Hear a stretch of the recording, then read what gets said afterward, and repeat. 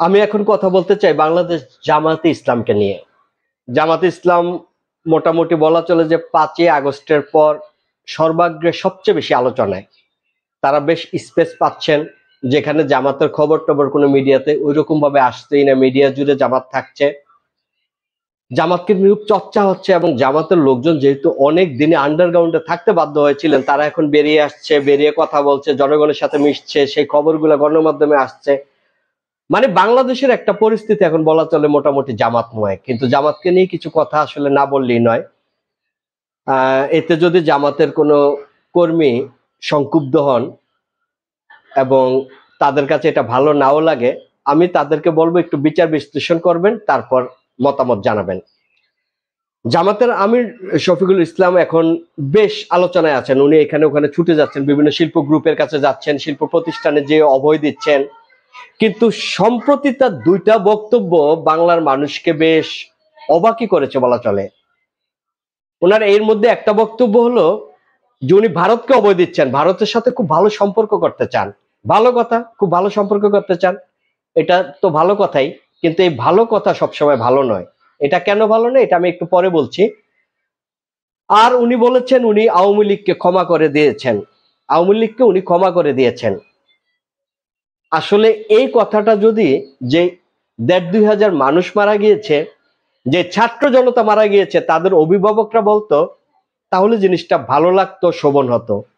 এটা একজন রাজনৈতিক দলের নেতা বলে দিয়েছেন, উনি ক্ষমা করে দিচ্ছেন। এখন আমি বলি, বিএনপির সাথে জামাতের একটা অ্যালায়েন্স ছিল এবং সেটা দীর্ঘ 15-17 বছরই ছিল। কিন্তু জামাতের তো এটা জানা উচিত যে ভারতের সাথে বিএনপির যে এই যে সম্পর্কের টানাপোড়েন, কেন, কি কারণে এই টানাপোড়েন?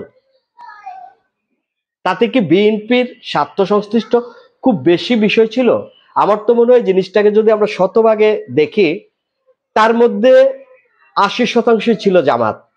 মানে ভারত জামাতকে কখনোই মেনে নিতে পারে নাই, কিন্তু বিএনপি অন্যদিকে জামাতকে কখনো ছাড়ে নাই।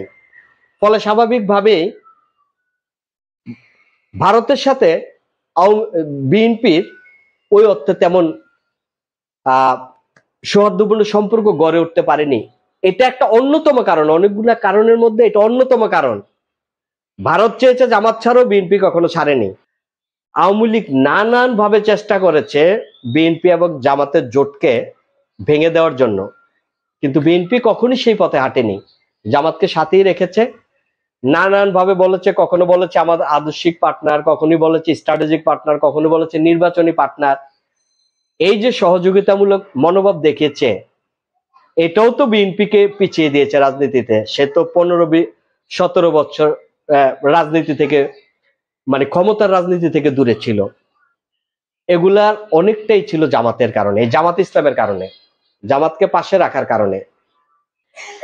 এখন যখন পরিবর্তিত পরিস্থিতিতে দেশ স্বাধীন হয়েছে এবং দেশ ভালো অবস্থার মধ্যে এখন চলে এসেছে, তখন জামাত বলছে যে আওয়ামী লীগকে ক্ষমা করে দিতে হবে। বলতেই পারে, কিন্তু এর ব্যাকগ্রাউন্ড কি, কোন বেসিসে বলছে? বিএনপির সাথে কি সেটা নিয়ে আলোচনা করেছে? এবং জামাতকে কিন্তু পাল্টাতে হবে। জামাতকে কোন দিকে পাল্টাতে হবে সেটা আমি বলি।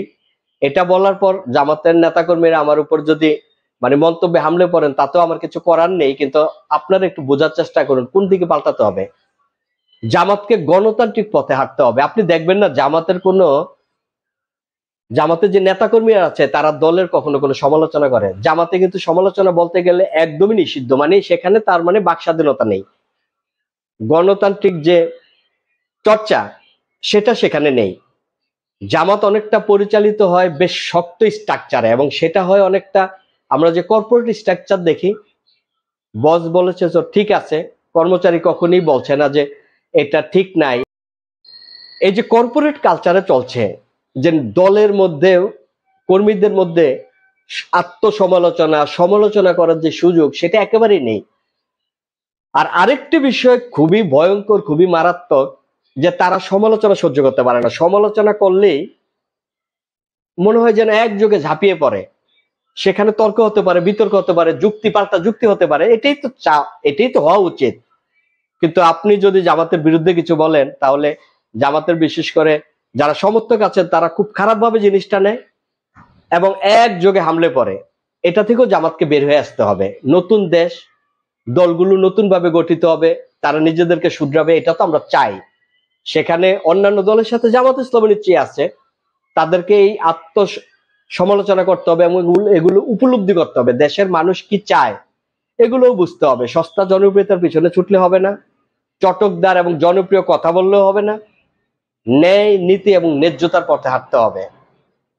জামাতের জন্য আমার শুভকামনা থাকলো। সবাই ভালো থাকেন।